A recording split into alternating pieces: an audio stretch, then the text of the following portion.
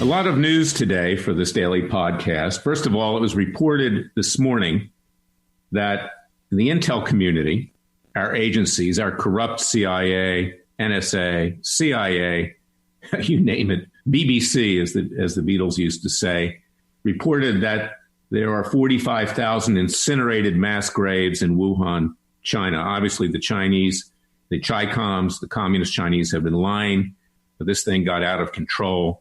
And as I've said many times before, we have class action lawsuits. We have a criminal case in The Hague. I have a case in Israel to get to the justice here, to get to the truth. We have experts. This was a bio weapon. There's no doubt about it. And the march goes on, the beat goes on.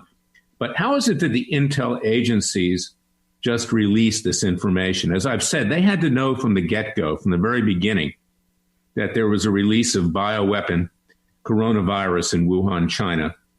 And either they kept that from the president of the United States to set him up so this pandemic would occur and he would lose the next presidential election on criticism that he hadn't acted quickly enough, or the president did know and he was so preoccupied with the witch hunts and the impeachments that, frankly, it went by the wayside. In effect, that's what happened during Clinton's impeachment, too, is that Osama bin Laden was building up for 9/11 at the time of that impeachment. Of course, Bill Clinton could have cared less about Osama bin Laden. He had many times to arraign him in Africa before that and let the opportunity pass. So I'm not equating Clinton with Trump, but it is troubling here. And the fact that we now know that there were 45,000 incinerated bodies buried in mass graves in China, probably more just in Wuhan, tells you what we're dealing with here. Now, there's also news this morning that was obviously leaked by the deep state. They're not happy with the prospect of Trump potentially pardoning Roger Stone. And as I've said before, Roger Stone should not be pardoned.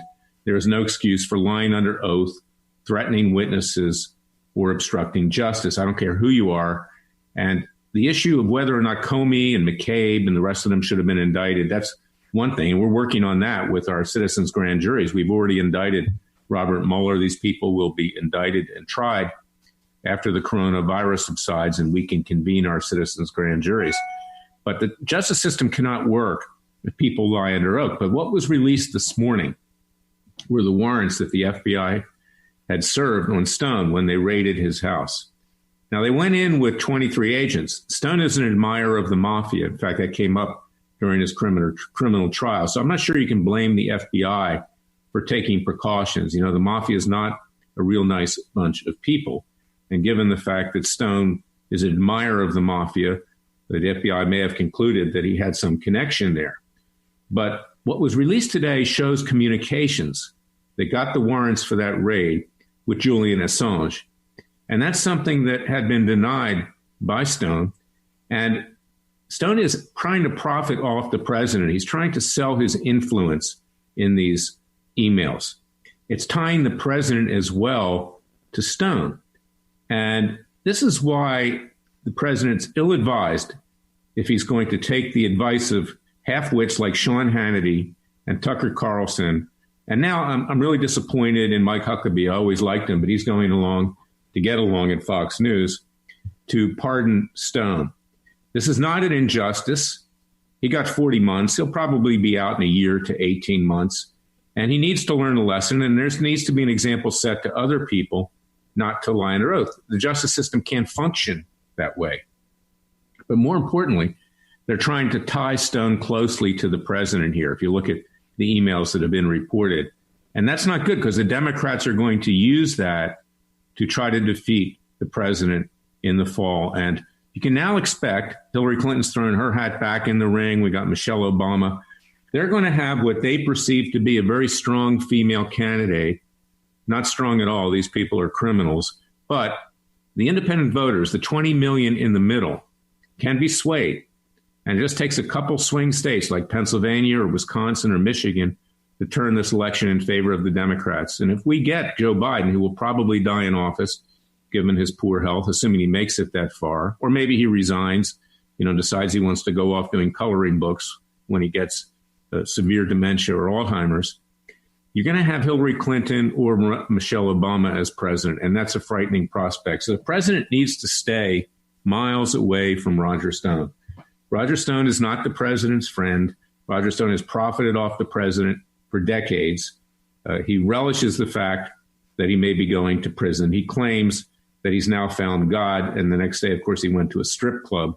That's not terribly believable. That's the playbook for people to get caught with their hand in the cookie jar. I admire people that do find God, but I do not believe that Roger Stone has found God. You remember Dick Morris, when he got caught with a prostitute, he was Clinton's advisor, political consultant that helped him win the election in 1996.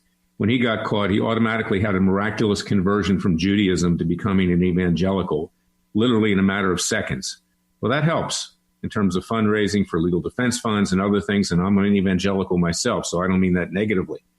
But I want to tell you something here. The president needs to stay away from Roger Stone, and he better not pardon him. That's the news for today. Go to freedomwatchusa.org, freedomwatchusa.org. Join our citizens' class actions against the communist Chinese. Join and support our criminal case in The Hague, Holland, and our case in Israel, and we're going to be filing cases in other places around the world. The communist Chinese, not the Chinese people who are good people, again, about 30% are plaintiffs in our cases. They're patriotic people. But the communist Chinese need to be brought to their knees. They need to be legally destroyed. They need to be taken out in an appropriate way. And there's no reason for the American taxpayer to pay for the huge damage that they have done, which has nearly destroyed this country and many other countries around the world. So go to freedomwatchusa.org, sign up for our class actions, contribute with tax-deductible contributions. This is very expensive. We have to bring in other lawyers. We already have over 2,000 plaintiffs. Please support us and stay safe. And God bless you and your family. God bless America, and God save America. I'll be back tomorrow with another special podcast of Special Prosecutor with Larry Klayman. Until then, share it.